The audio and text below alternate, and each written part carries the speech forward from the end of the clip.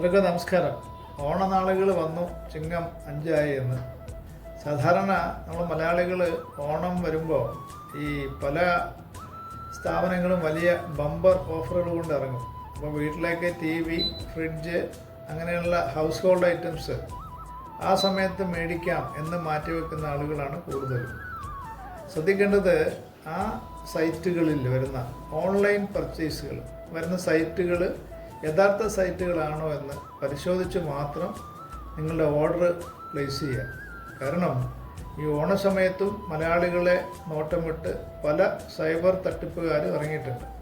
ഇപ്പോൾ സൈബർ തട്ടിപ്പിൽ ഇരയായിട്ട് ഇപ്രാവശ്യത്തെ ഓണം സങ്കടം അല്ലെങ്കിൽ സങ്കടക്കടലാകണ്ട എന്ന് കരുതിയാണ് ഈ ഒരു ഇൻഫർമേഷൻ ഷെയർ ചെയ്യുന്നത്. എല്ലാവരും ശ്രദ്ധിക്കണം.